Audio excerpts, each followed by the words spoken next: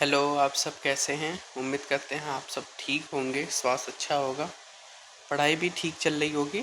तो दोस्तों आज हम शुरू करने वाले हैं क्लास 6 SCRT ज्योग्राफी, जिसमें आपको मिलने वाले हैं बिहार जीके भी और क्लास 6 की SCRT के कंप्लीट नोट्स। जो भी भाई बहन मेरे चैनल पे नए हैं, चैनल को सब्सक्राइब करने और नीचे दिए गए लिंक डिस्क्रिप्शन में एक लिंक है, टेलीग्राम चैनल को ज्वाइन कर लें। टाइम को वेस्ट न करते हुए अपनी चीज़ों को शुरू करते हैं। चलिए स्टार्ट करते हैं। चैप्टर नंबर 1 है आपका। चैप्टर नंबर 1 है हमारा सौर मंडल। आप ज़्यादा ओनली 13 पेज का है ये, इसमें से आपको मिलने वाले हैं केवल 13 पेज। स्टार्ट करते हैं, देखते हैं। पहला पॉइंट है आपके सामने कि सूर्य सौरमंडल का मुखिया होता है। आपको पता है सबसे मुखिया का मतलब कि सबसे हेड, सबसे इम्पोर्टेंट यही होता है सौरमंडल का सूर्य। सूर्य की सतह से उठती हुई आग की लपटें और सौर प्रज्वल कहलाती हैं, जो कि धधकता हुआ जो होता है, सूर्य की लपटें जो होती हैं ऊपर की तरफ निकलती हैं, उसको हम बोलते हैं सौर प्रज्वल। ठीक है ना। सभी ग्रह सूर्य के चारों ओर चक्कर लगाते हैं। ध्यान रखिएगा, सभी के सभी ग्रह सूर्य के चारों ओर चक्कर लगाते हैं। ग्रहों के पास स्वयं का प्रकाश नहीं होता है। वो किसके प्रकाश से प्रकाशमान होते हैं? तो सूर्य के प्रकाश से प्रकाशमान होते हैं। ग्रह देखते हैं आपके बुध, शुक्र, पृथ्वी, मंगल, बृहस्पति, शनि, अरुण और वरुण। एक ग्रह है प्लूटो। प्लूटो को इन ग्रहों की श्रेणी से अलग कर दिया गया। जो ग्रहों के जो रूल्स होते हैं, उस कैटेगरी होती है, उस कैटेगरी को फॉलो नहीं कर पा रहा था प्लूटो, तो प्लूटो को बाहर कर दिया गया है। ठीक है ना। आगे का पॉइंट देखते हैं। सूर्य के नज़दीक सबसे बुध है। बुध सबसे नज़दीक ग्रह है सूर्य के। मंगल को लाल ग्रह भी कहते हैं। उसके बाद पॉइंट है कि शनि एक ऐसा ग्रह है जिसके चारों तरफ छल्ले पाए जाते हैं। ठीक है ना। क्या पाए जाते हैं? चारों तरफ इस प्रकार के छल्ले पाए जाते हैं। ये छल्ले किस चीज़ के बने होते हैं?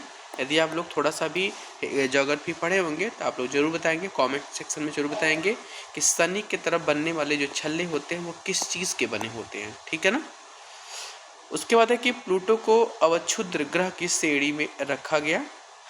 उसके बाद का पॉइंट है सूर्य का प्रकाश पृथ्वी तक पहुंचने में 8 मिनट, यानी एक डेटा है 8 मिनट 16 सेकंड का समय लगता है। अंतरिक्ष से देखने पर हमारी पृथ्वी नीली नजर आती है। कैसी नजर आती है? नीली नजर आती है। उसके बाद देखते हैं पॉइंट, पृथ्वी को नीला ग्रह भी कहते हैं। ठीक है ना। पृथ्वी क्या कहते हैं? नीला ग्रह कहते हैं। इंपॉर्टेंट पॉइंट है। चंद्रमा पृथ्वी का एकमात्र उपग्रह है, मतलब एक सैटेलाइट है मात्र। चंद्रमा का प्रकाश पृथ्वी तक पहुंचने में लगभग 1.3 सेकंड का समय लगता है। वैसे 1.25 या 1.28 का सेकंड का समय लगता है पृथ्वी तक पहुंचने में। चंद्रमा पृथ्वी की परिक्रमा 27.38 घंटे, मतलब कि 27.3 घंटे में पूरी करता है। कौन? चंद्रमा पृथ्वी की परिक्रमा।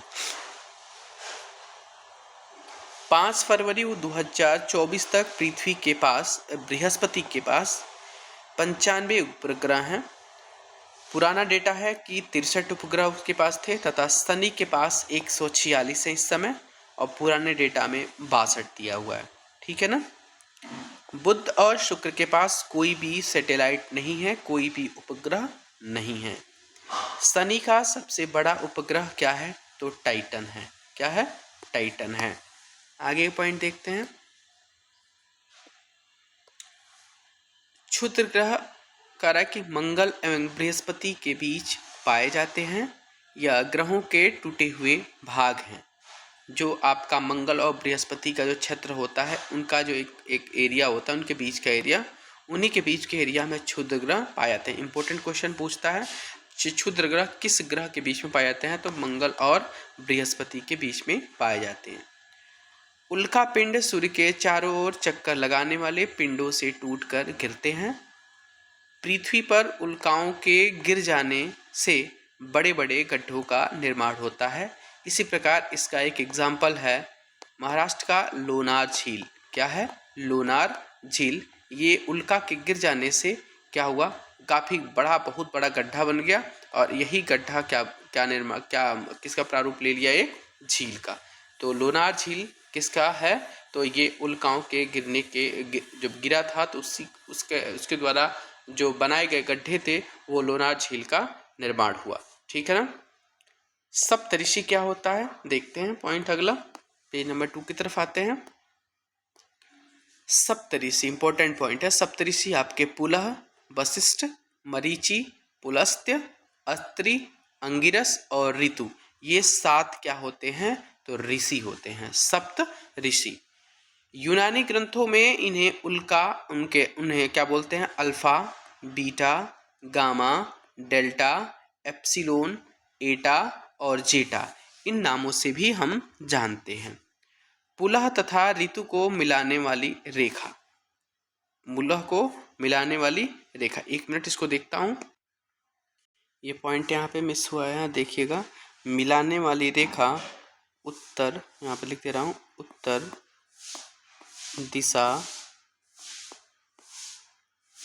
दिशा का सूचक है। ठीक है। तो पुलह तथा ऋतु को मिलाने वाली रेखा उत्तर दिशा का सूचक है। आप लोग इस पॉइंट को अपने पीडीएफ में इम्प्रूव कर लीजिएगा। आगे का पॉइंट देखते हैं कि विषुवत रेखा पर किसी भी स्थान से देखने पर ध्रुव तारा क्षितिज पर दिखाई पड़ते हैं। उसके बाद का पॉइंट है, जब पृथ्वी सूर्य की परिक्रमा करती है तो सूर्य विभिन्न तारा समूहों के बीच नजर आता है, जिसकी संख्या 12 है। कितनी है? 12 है। इसे ही हम राशि कहते हैं। क्या कहते हैं? राशि। जैसे नहीं होता है आपका कौन सी राशि है, तो मेरा मीन है, किसी का कुंभ है, किसी का मेष है, इस प्रकार की राशियों को हम देखते हैं। तो मेष, वृक, मिथुन, कर्क, सिंह, कन्या, तुला, वृश्चिक, धनु, मकर, कुंभ और मीन, इस प्रकार की हमारी कुल 12 राशियां हैं। पृथ्वी के चारों ओर विभिन्न तारों के समुदाय की संख्या 27 है। पृथ्वी के चारों ओर विभिन्न तारों के समुदायों की संख्या कितनी है? तो 27 है। इन समूहों को नक्षत्र कहते हैं। क्या कहते हैं?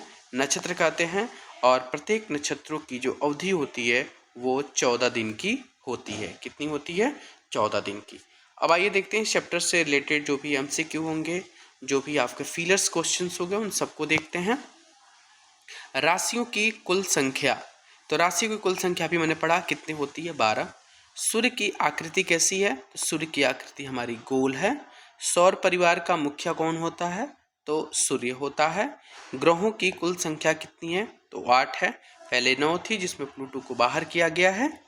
सप्तऋषि कितने तारों का समूह है? तो सप्तऋषि कुल 7 तारों का समूह है। आइए अगला पॉइंट देखते हैं। इसमें जो खाली स्थान है उसके बारे में देखते हैं कि पृथ्वी एक नक्षत्र को 14 दिनों में पार करती है। क्लियर।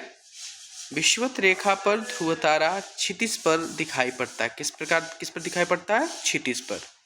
मंगल और बृहस्पति के बीच क्षुद्र ग्रह पाए जाते हैं। इंपॉर्टेंट पॉइंट है।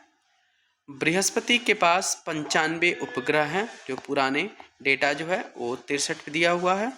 सूर्य का प्रकाश पृथ्वी तक 8 मिनट 16 सेकंड में पहुंचता है। क्लियर है ना। अब आते हैं हम चैप्टर नंबर 2 के तरफ। चैप्टर नंबर 2 आपके सामने है। क्या है ये? चैप्टर नंबर 2 के साथ हम अपने पॉइंट कलर को भी चेंज कर लेते हैं। चैप्टर नंबर 2 है पृथ्वी एवं उसकी गतियां। वेरी वेरी इंपॉर्टेंट चैप्टर है ये। पृथ्वी की घूर्णन गति दैनिक गति के कारण दिन और रात होते हैं। जो पृथ्वी की जो घूर्णन गति होती है, या इसको हम दैनिक गति बोलते हैं, इसी के कारण क्या होते हैं? दिन और रात होते हैं। पहला पॉइंट इंपॉर्टेंट। दूसरा पॉइंट देखते हैं क्या कह रहा है कि उत्तरी ध्रुव तथा दक्षिणी ध्रुव से मिलाने वाली जो रेखा होती है ना, उसको हम क्या कहते हैं? अक्ष कहते हैं। उसके बाद पॉइंट है कि पृथ्वी अपने अक्ष पर 23.5 डिग्री क्या हुई है? झुकी हुई है। कितनी डिग्री? 23.5 डिग्री। पृथ्वी अपने अक्ष पर 365 दिन में धीरे धीरे खसकते हुए सूर्य का एक चक्कर पूरा कर लेती है, मतलब 1 साल का समय लगता है। पृथ्वी की इस वार्षिक गति को ही हम परिभ्रमण गति कहते हैं। क्लियर है ना। अगला पॉइंट इंपॉर्टेंट है कि पृथ्वी पश्चिम से पूरब की ओर घूमती है। इंपॉर्टेंट है ये, बहुत ज़्यादा इंपॉर्टेंट। पृथ्वी का जो डायरेक्शन होता है घूमने का, वो पश्चिम से पूरब की ओर होता है। चलिए अगला पॉइंट आते हैं। अगला पॉइंट है कि 21 जून को जब पृथ्वी का उत्तर गोलार्ध सूर्य के सामने होता है, उस समय सूर्य की सीधी किरणें कर्क रेखा पर पड़ती हैं। इस कारण उत्तरी गोलार्ध का अधिक हिस्सा प्रकाश में रहता है। यही कारण है कि उत्तरी गोलार्ध में दिन लंबे तथा रातें छोटी होती है। चलिए मैं आपको समझाता हूँ। इसमें क्या होता है कि 21 जून को जब आपका उत्तरी गोलार्ध में सूर्य का सामने होता है और उस समय सूर्य की सीधी किरणें कहाँ किस पर पड़ती हैं, किस रेखा पर, तो कर्क रेखा पर। और उसी कारण क्या होता है, उत्तरी गोलार्ध का हिस्सा जो होता है ना, वो ज़्यादा प्रकाश उसको मिलता है, जिसकी वजह से वहाँ की जो दिन होते हैं वो लंबे होते हैं और रातें से छोटी होती हैं। 2 इक्विनॉक्स पाए जाते हैं जिसको हम बोलते हैं विषुव। 2 प्रकार के इक्विनॉक्स पाए जाते हैं। इक्विनॉक्स का मतलब होता है जहाँ पर दिन और रात बराबर होते हैं। क्लियर है ना। कह रहा है कि पृथ्वी के घूर्णन के कारण ही दिन रात और भ्रमण के घूर्णन के कारण ही दिन एवं रात एवं परिभ्रमण के कारण मौसम भी बदलते हैं। जब पृथ्वी सूर्य के चारों ओर चक्कर लगाती तो उसे क्या कहते हैं, उसको बोलते हैं परिक्रमण। जब पृथ्वी सूर्य के चारों ओर चक्कर लगाती है तो उसको हम परिक्रमण कहते हैं।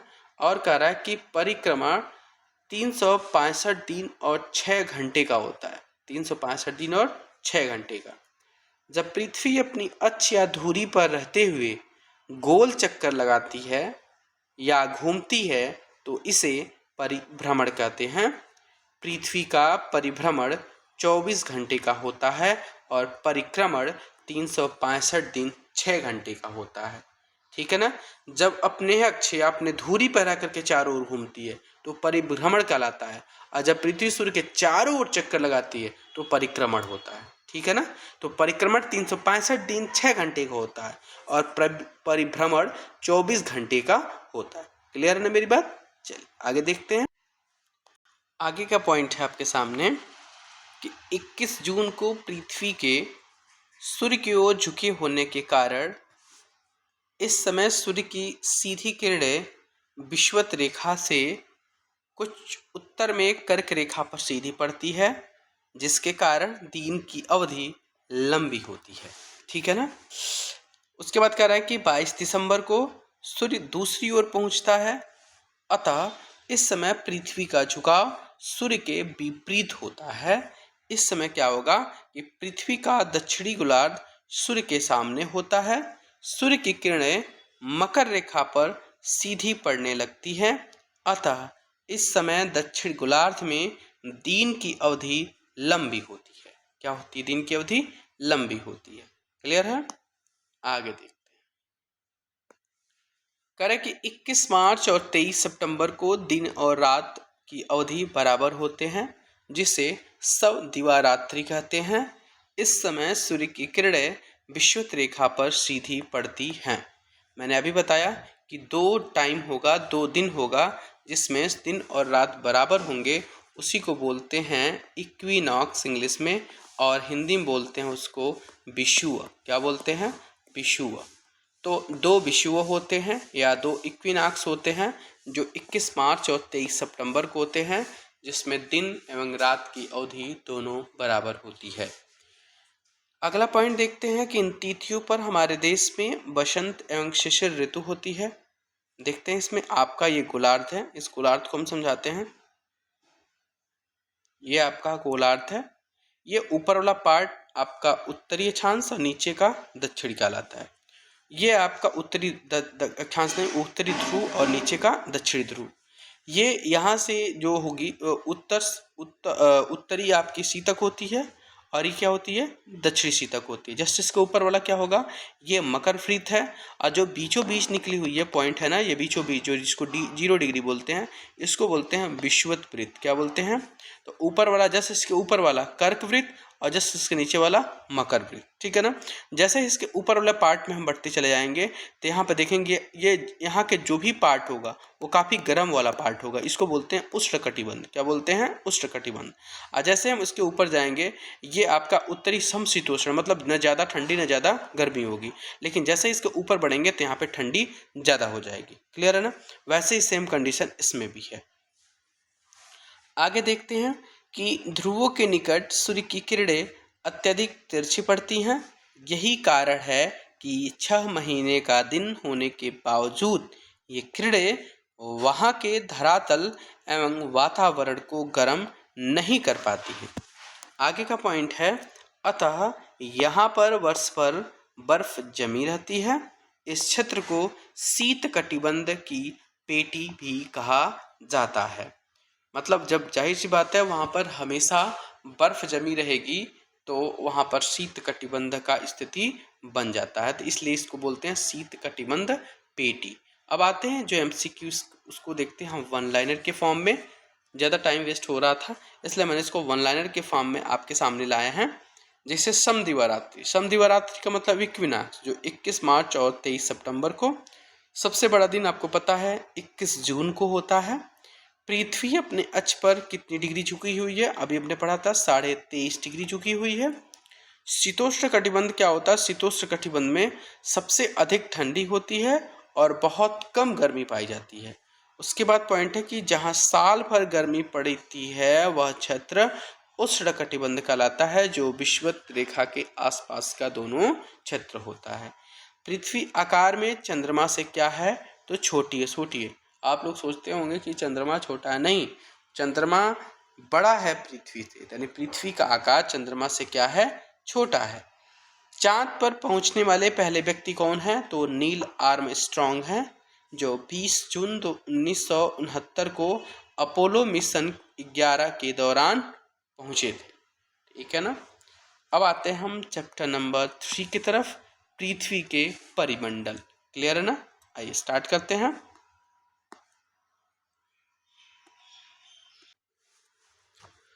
चैप्टर नंबर 3 है पृथ्वी के परिमंडल के बारे में देखते हैं। पृथ्वी एक ऐसा ग्रह है जहां जीवन जीने के लिए अनुकूल परिस्थितियां एवं आवश्यक गैस, जल एवं भोजन उपलब्ध है। पृथ्वी का वह ऊपरी ठोस भाग जिसमें मिट्टी, कंकड़, पत्थर, पहाड़, मैदान, पठार इत्यादि सम्मिलित हैं, जिसे हम स्थलमंडल कहते हैं। अगला पॉइंट है पृथ्वी का संकरा भाग है, जो 2 बड़ी जलराशि जैसे समुद्रों तथा महासागरों को एक दूसरे से जोड़ता है। इसे जल डमरू मध्य भी कहते हैं। वायुमंडल में 3/4 भाग लगभग 78% नाइट्रोजन गैस से भरा पड़ा है। उसके बाद आपको पता है 21% लगभग ऑक्सीजन है। इस प्रकार के अन्य गैसेज भी हैं। अब देखते हैं हम पार्ट आपका ये कि वायुमंडल में विभिन्न परतें हैं। जैसे आपका क्षोभ मंडल सबसे नीचे का पार्ट है। उसके बाद आपका समताप मंडल है, जस्ट उसके ऊपर वाला पार्ट है। इसको हम ओजोन मंडल का भी नाम देते हैं, जिसको हम समताप मंडल बोलते हैं। इसमें आपके वायुयान उड़ाए जाते हैं। जस्ट उसके ऊपर वाला पार्ट आपका मध्यमंडल है। इसी मध्यमंडल में उल्काएं पिंड आती हैं और जलकर भस्म हो जाती हैं। उसके बाद मध्यमंडल के जस्ट ऊपर वाला पार्ट जिसको हम आयन मंडल बोलते हैं, ये उष्ममंडल कहलाता है। उष्ममंडल के जस्ट ऊपर वाला पार्ट आपका बहिर्मंडल होते हैं, जिसमें लगभग कृत्रिम उपग्रह पाए जाते हैं। बहिर्मंडल सबसे ऊपरी परत होती है वायुमंडल की, और क्षोभ मंडल सबसे निचली परत होती है वायुमंडल की। वायुमंडल में जलवाष्प और धूल कण भी होते हैं, और जलमंडल में धुली हुई हवा एवं मिट्टी होती है। MCQ वन लाइनर के फॉर्म में देखते हैं। कह रहा है MCQ इसमें आपका जीवन पनपता है कहाँ पर, तो जैवमंडल में। अंतरिक्ष में पाए जाने वाले प्रथम यात्री कौन थे, जाने वाले प्रथम यात्री आपके राकेश शर्मा जी हैं। जल डमरू मध्य जोड़ता है दो बड़े जल भागों को, वो जल डमरू मध्य कहलाता है। समताप मंडल होता है कहाँ? तो समताप मंडल वायुमंडल में होता है। जो समताप मंडल आपके वायुमंडल का दूसरा परत होता है। उसके बाद देखते हैं चैप्टर नंबर 4 की तरफ आते हैं। चैप्टर नंबर 4 है आपकी पृथ्वी के प्रमुख स्थल रूप। चैप्टर नंबर 4 क्या है? पृथ्वी के प्रमुख स्थल एवं रूप। पहला पॉइंट है आपके सामने कि चिकनी मिट्टी को करा की केवाल मिट्टी भी कहते हैं। Important, very very important point. चिकनी मिट्टी को हम केवाल मिट्टी के नाम से जानते हैं, जिसमें धान की फसल खूब होती है, बहुत अच्छे प्रकार से होती है। दलदली मिट्टी में दलहन खूब होती है और आपको चिकनी मिट्टी में धान बहुत अच्छी होती है। प्रायः नीची तथा समतल भूमि का प्रदेश मैदान कहलाता है। यानी पता है कि मैदान, समतल का मैदान, गंगा का मैदान आपको पता है कि सबसे उपजाऊ क्षेत्र माना जाता है। मैदान मुख्यतः 3 प्रकार के होते हैं। पहला है, उसको बोलते हैं अपर्दन मूलक मैदान। क्या बोलते हैं? पहला अपर्दन मूलक मैदान। इसमें क्या है देखते हैं। इसमें अपर्दन की क्रिया का प्रमुख हाथ रहता है। जैसे फिनलैंड का मैदान, ये अपर्दन मूलक मैदान है। उत्तर यूरोप का मैदान, कनाडा के पूर्वी क्षेत्र का मैदान, ये सब क्या हैं? अपर्दन मूलक मैदान के भाग हैं। निक्षेपण मूलक मैदान क्या होता है? इस निक्षेपण की क्रिया के द्वारा नदियों, हिमानी, वायु, सागरीय तरंगों से जो मैदान बनते हैं उन्हें निक्षेपण के मैदान कहते हैं। जैसे आपके होते हैं केरल के तट के मैदान और हंगरी का मैदान। इस प्रकार को हम क्या बोलते हैं? निक्षेपण का मूलक मैदान भी कहते हैं। आगे का पॉइंट देखते हैं कि रचनात्मक मैदान। रचनात्मक मैदान का मतलब कि इनका निर्माण पृथ्वी की आंतरिक हलचल के कारण होता है। जैसे उत्तरी अमेरिका का मध्यवर्ती मैदान, ये रचनात्मक मैदान के उदाहरण है। अगला पॉइंट देखते हैं, पेज नंबर 6 की तरफ आते हैं। लगभग आधा कंप्लीट हो गया, आधा और बाकी है। जो भी जिसको भी मेरी वीडियो अच्छी लग रही हो प्लीज़ वीडियो को लाइक ज़रूर करें। चैनल पे नए हैं, चैनल को सब्सक्राइब ज़रूर कर लें।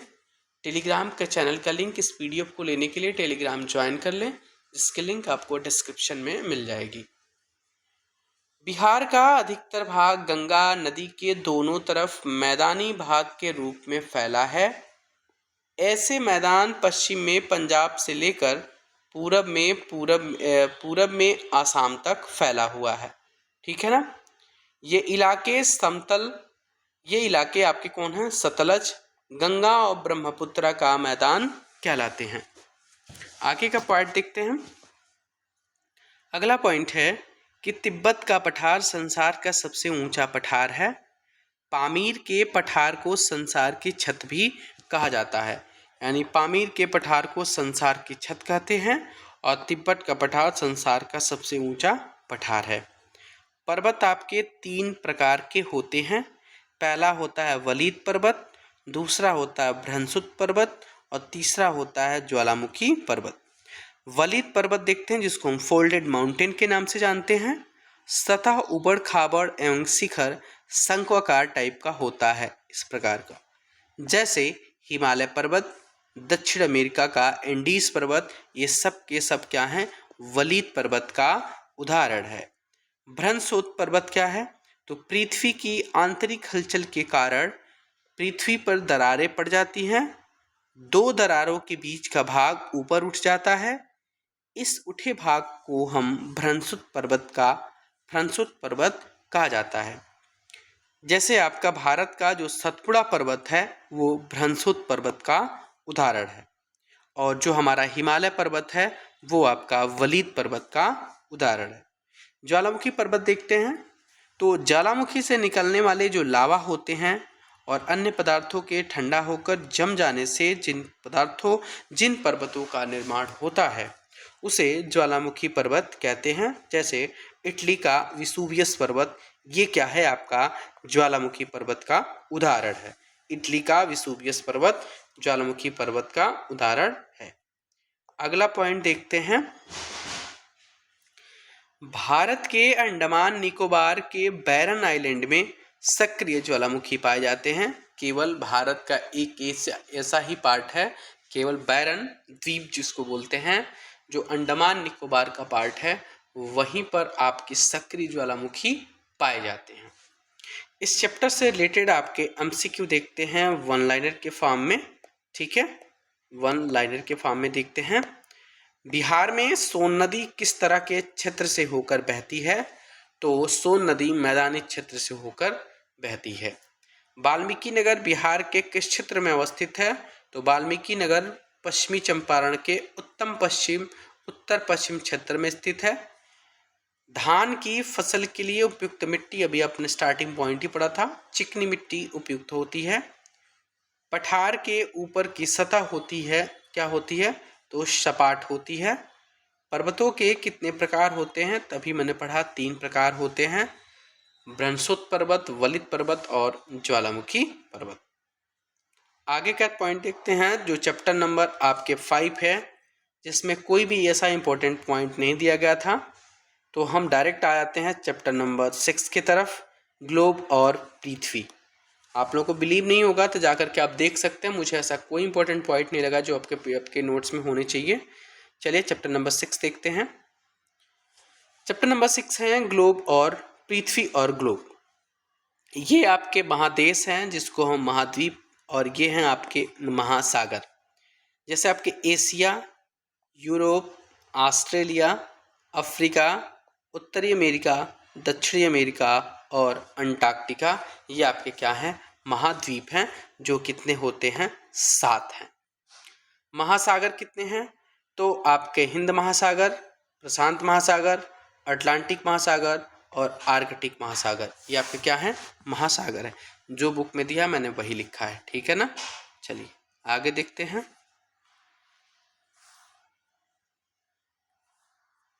आगे का पॉइंट है आपके सामने, महासागरों की कुल संख्या 4 है, ठीक है ना। औसत गहराई लगभग 4 किलोमीटर तक होती है, क्लियर है ना। वैसे आप बुकों में पाएंगे तो महासागरों की कुल संख्या पृथ्वी पर कितनी है? तो 5 पाई जाती है, लेकिन SCERT में आपकी 4 लिखी हुई है, ठीक है ना। तो कुल महासागरों की संख्या 5 है। आप चाहें तो एक और महासागरों की संख्या यहाँ पे नोट कर सकते हैं, जो आपका क्या है? आर्कटिक, और उसके बाद है अंटार्कटिक, ठीक है ना। अंटार्कटिक महासागर, ये भी आप इसमें ऐड कर सकते हैं। चाहे तो 4 आपके बुक में दिया हुआ है, वैसे 7 महाद्वीप और 5 महासागर होते हैं, ठीक है ना। चलिए आगे देखते हैं। औसत गहराई लगभग 4 किलोमीटर तक होती है इसकी। आर्कटिक महासागर को उत्तरी एवं दक्षिणी हिम सागर भी कहते हैं। ये ध्यान दीजिएगा, क्लास 6 की है, ये क्लास 6 की जियोग्राफी है, क्लियर है ना। भूमध्य रेखा पृथ्वी को 2 बराबर भागों में बांटने वाली रेखा है, इसे ही विषुवत रेखा कहते हैं। यह है आपका विषुवत रेखा, जिसको हम 0 डिग्री के नाम से दिखाते हैं। ये होता है आपका अक्षांश रेखाएं, और ये होती है आपकी देशांतर रेखाएं। ग्लोब पे आप देख सकते हैं आपको चित्र में। आइए आगे देखते हैं। भूमध्य रेखीय वृत्त एवं किसी स्थान के बीच जो कोण बनता है, उसे उस स्थान का अक्षांश कहते हैं। वहाँ पूरब से पश्चिम की ओर खींची गई रेखाएं अक्षांश रेखाएं कहलाती हैं। आपको पता है यही डायरेक्शन होता है, ये होता है पूरब और ये होता है पश्चिम।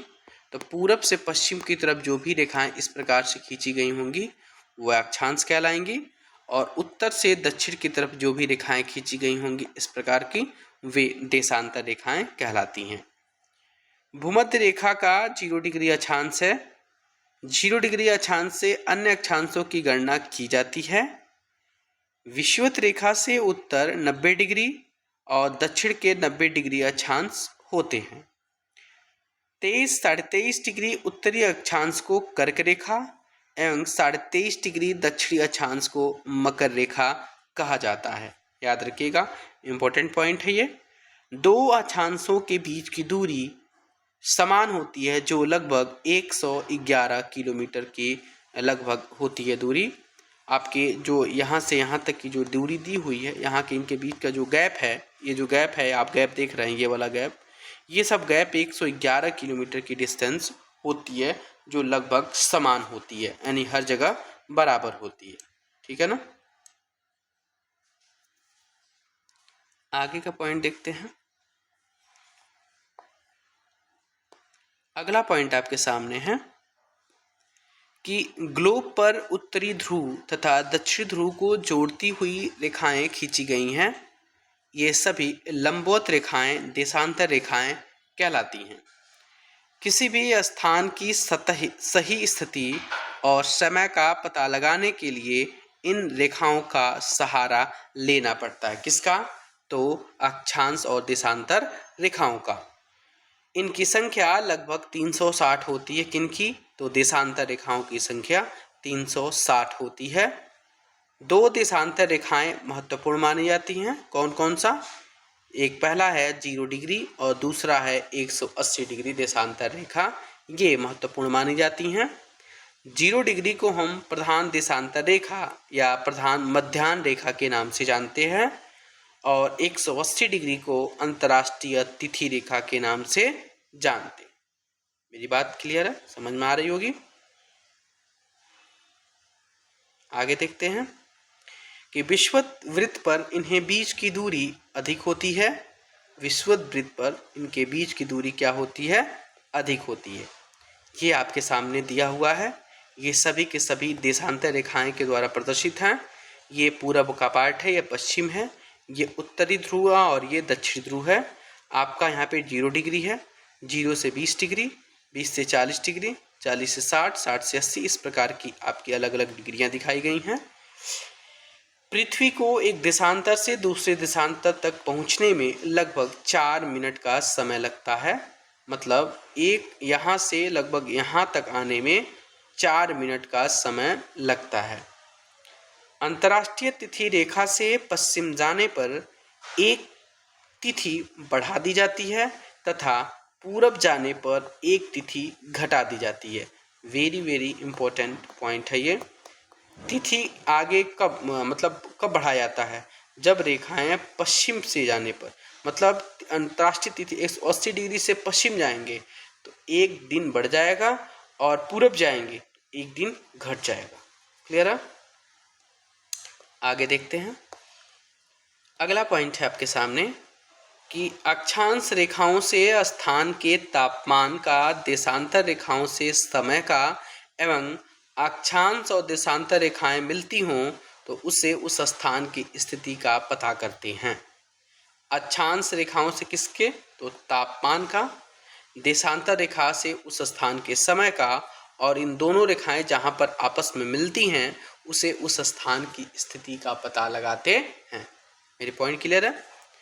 उत्तरी गोलार्ध तथा दक्षिणी गोलार्ध में सालों भर ठंडी पड़ती है। इसे शीत कटिबंध भी कहा जाता है और यहाँ पर 6 महीने का दिन और 6 महीने का रात भी होता है। पॉइंट क्लियर है? आगे देखते हैं MCQ 1 लाइनर के फॉर्म में।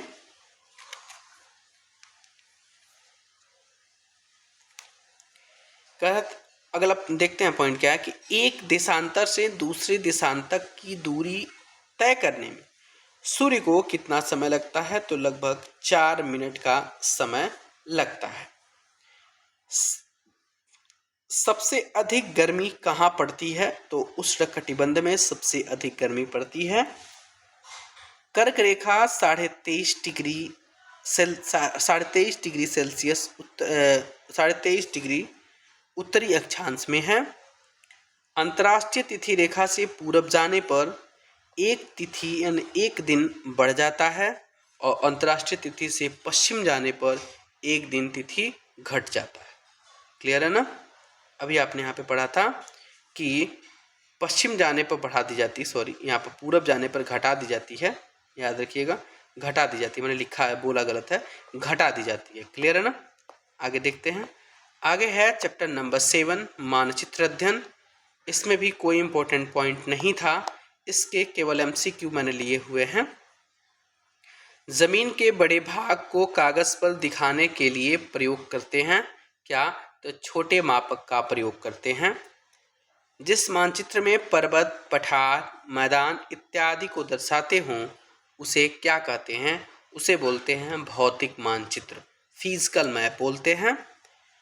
मानचित्र में मैदान को दिखाते हैं किससे, तो हरे रंग से दिखाते हैं। और उसके बाद पॉइंट है आपका कि मानचित्र में दिशा दक्षिण दिशा होती है तो नीचे की ओर क्या होती है, नीचे की ओर होती है, और ऊपर की तरफ उत्तर दिशा। मानचित्रण में ध्यान रखना चाहिए किसका, संकेतों का ध्यान रखना चाहिए, दिशाओं का ध्यान रखना चाहिए, मापक का ध्यान रखना चाहिए, अतः उपयुक्त सभी के बिंदु क्या हैं इसमें सत्य हैं। इसमें से फीलर्स पॉइंट देखते हैं क्या है। और जब इसके पॉइंट इंपॉर्टेंट पॉइंट कोई बुक में नहीं था तो जो एमसीक्यू दिए हुए थे, फीलर्स दिए हुए थे, एक्स्ट्रा पॉइंट जो दिए हुए थे, मैंने उन सबको समराइज कर दिया है। मानचित्र में जलीय भाग को नीला रंग से दिखाया जाता है, किस रंग से, नीला रंग से। मानचित्र में उत्तर दिशा हमेशा ऊपर की तरफ होती है। और जनसंख्या मानचित्र थीमेटिक मानचित्र का उदाहरण है। जनसंख्या मानचित्र किसका उदाहरण है, वो होता है थीमेटिक मानचित्र का। क्लियर है ना। बहुत ज़्यादा लंबी वीडियो नहीं होगी आपकी, बिल्कुल परेशान न होइए। एक बार में बैठ करके आप पूरी वीडियो को देखिए, फिर दोबारा पीडीएफ डाउनलोड करिए, फिर दोबारा देखिए वीडियो को और फिर उसको अंडरलाइन करिए। ये क्लास 6, 7, 8 के एससीईआरटी बहुत इंपॉर्टेंट है। आगे देखते हैं। जलाशय को नीले रंग से दिखाते हैं, आपको पता है पानी नीले रंग से दिखाया जाता है। पर्वत को भूरे रंग से दिखाते हैं, इंपॉर्टेंट है। पठार को पीले रंग से दिखाते हैं और मैदान को हरे रंग से दिखाते हैं मैप में। अब आते हैं हम चैप्टर नंबर 10 की तरफ। क्लियर है। चैप्टर नंबर 10 है, यहीं से आपकी बिहार स्पेशल शुरू होता है, बिहार जीके शुरू होता है, हमारा राज्य बिहार। बिल्कुल ध्यान से देखिएगा, ये पॉइंट बहुत ज़्यादा इम्पोर्टेंट है। बिहार के पश्चिमी चंपारण जिले के गौनाहा कन्या मध्य विद्यालय में कई छात्राएं प्रतिदिन नेपाल से पढ़ने आती हैं। पूरब से पश्चिम की जो लंबाई है वो बिहार की 483 किलोमीटर है और उत्तर से दक्षिण की जो लंबाई है वो 345 किलोमीटर है। बिहार के उत्तर में नेपाल देश, पूरब में पश्चिम बंगाल, दक्षिण में झारखंड तथा पश्चिम में उत्तर प्रदेश राज्य है। ये होता है पूरब, ये होता है पश्चिम, ये होता है उत्तर और ये होता है दक्षिण। ठीक है ना। तो इस पूरब में कौन सा पड़ेगा, तो पूरब पड़ेगा आपका बंगाल यानी पश्चिम बंगाल। ठीक है। और ये जो पश्चिम वाला पार्ट है ये आपका उत्तर प्रदेश पड़ जाता है। आपका उत्तर में आपका नेपाल हो जाता है और दक्षिण में आपका क्या होता है, तो झारखंड हो जाता है। इसकी लंबाई मैंने आपको बता दिया 483 किलोमीटर और इसकी लंबाई आपकी यहाँ से यहाँ तक का 345 किलोमीटर है। इसमें कुल 9 प्रमंडल पाए जाते हैं आपके बिहार में, कुल 38 जिले हैं आपके बिहार में। ठीक है ना। आगे का पॉइंट देखते हैं। एक प्रमंडल में कई जिला होता है और जिलों में अनुमंडल होते हैं। इन अनुमंडल में कई प्रखंड होते हैं और ऐसे प्रखंडों की संख्या लगभग 534 है। इस प्रकार जलवायु देखते हैं, बिहार की जलवायु के बारे में पढ़ते हैं। बिहार के पूर्व में गर्म तथा आर्द्र जलवायु एवं पश्चिम में गर्म एवं शुष्क जलवायु मिलती है।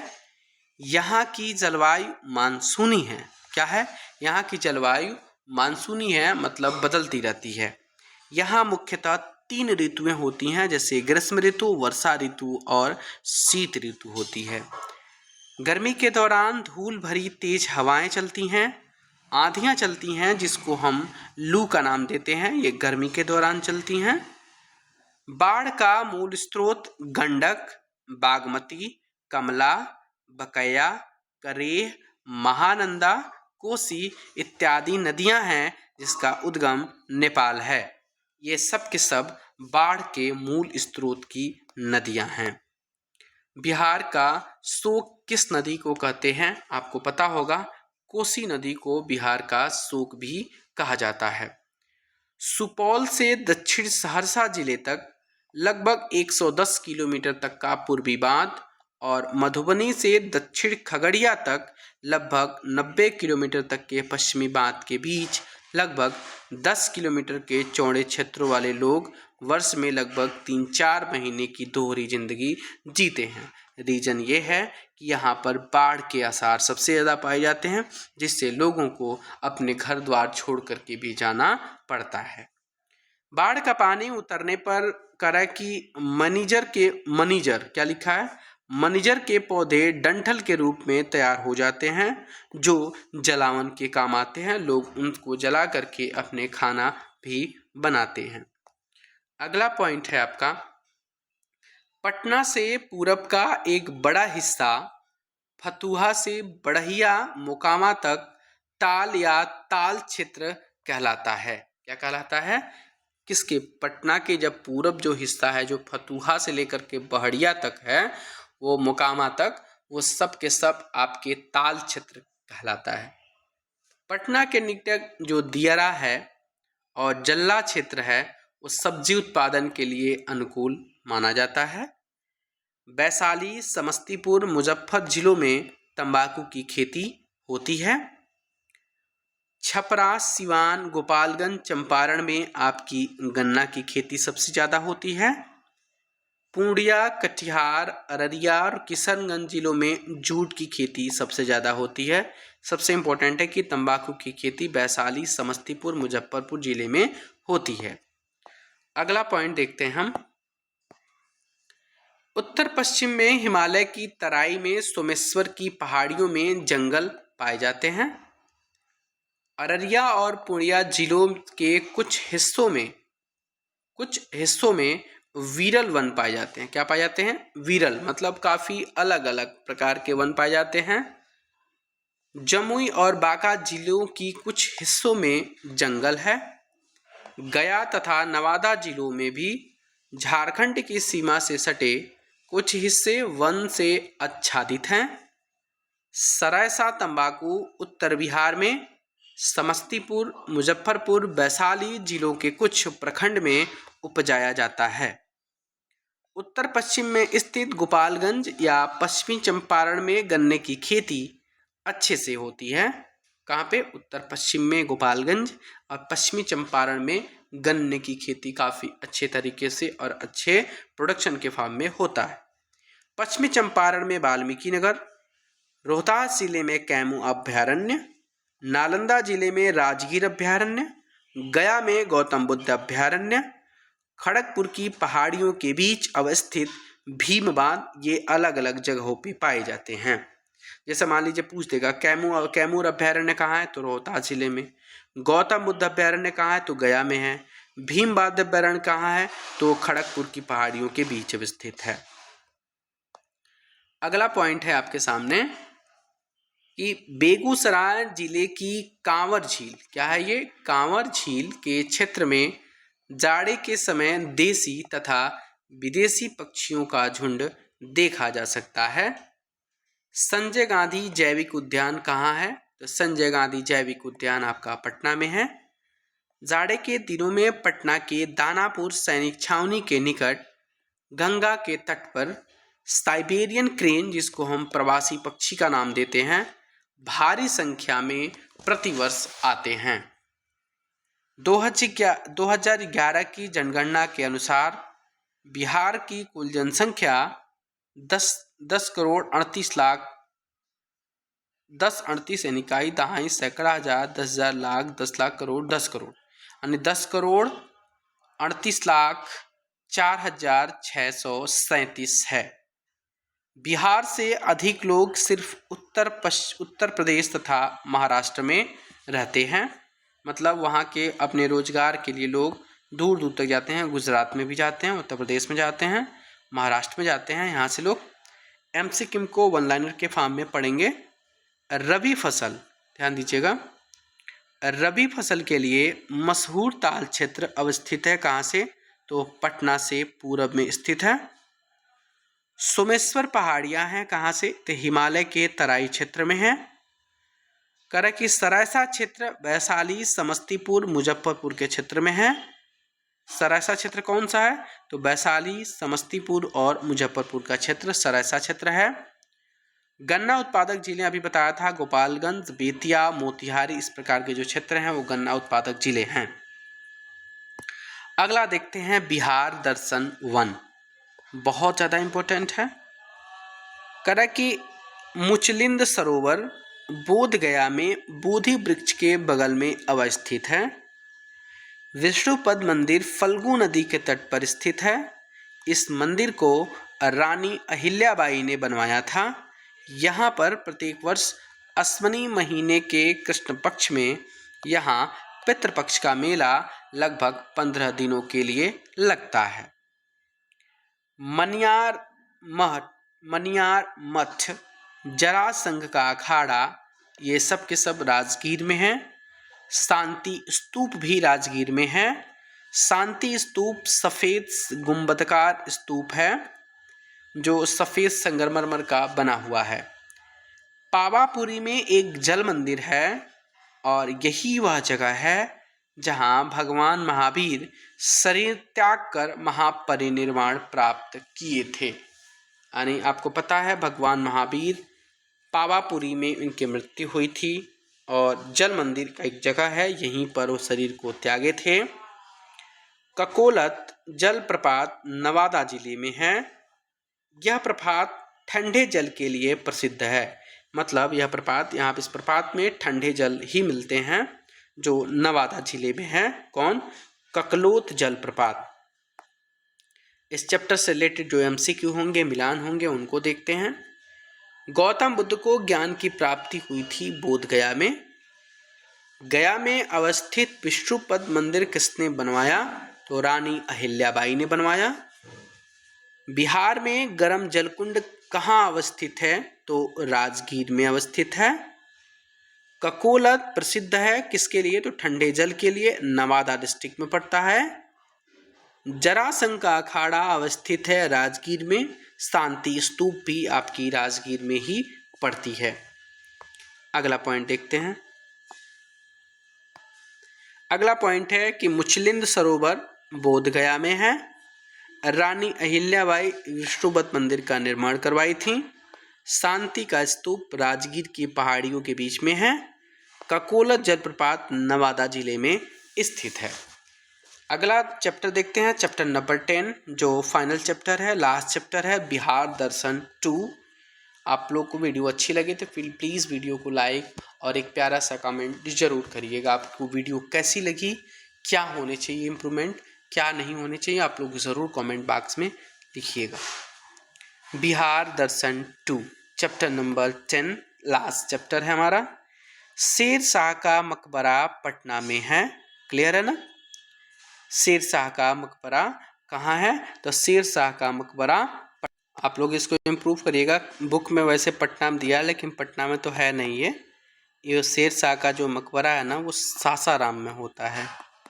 ठीक है ना? नोट्स बनाते टाइम ध्यान नहीं देते, तो सासाराम में स्थित है शेर शाह का मकबरा। ठीक है ना?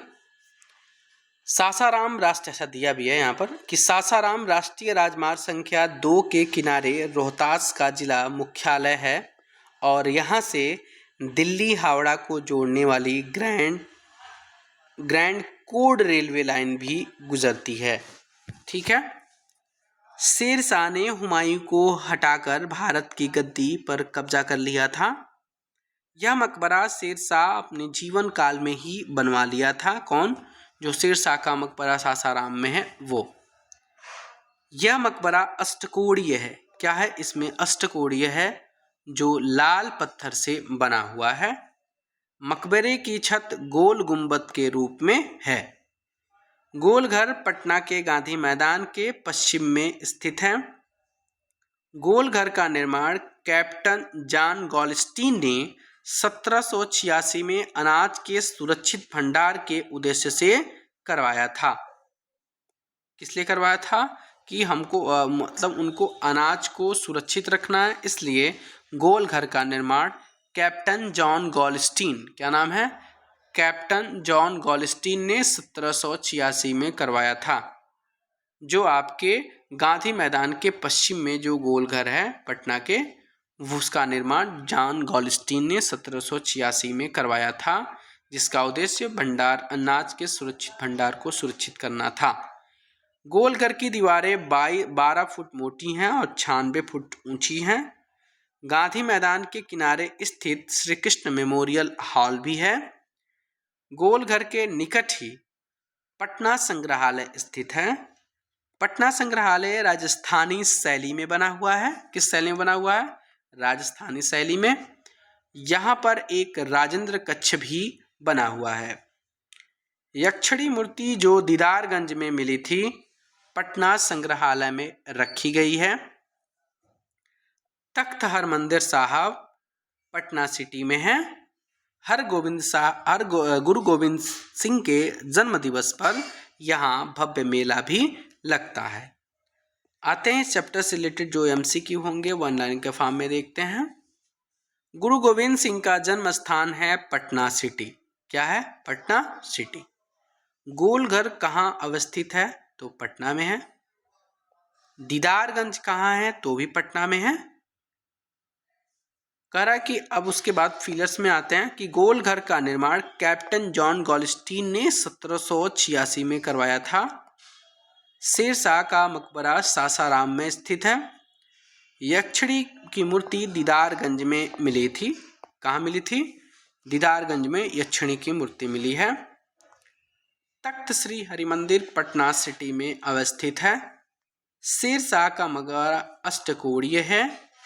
ग्रैंड कोड रेलवे रोहतास से दिल्ली हावड़ा को जोड़ती है।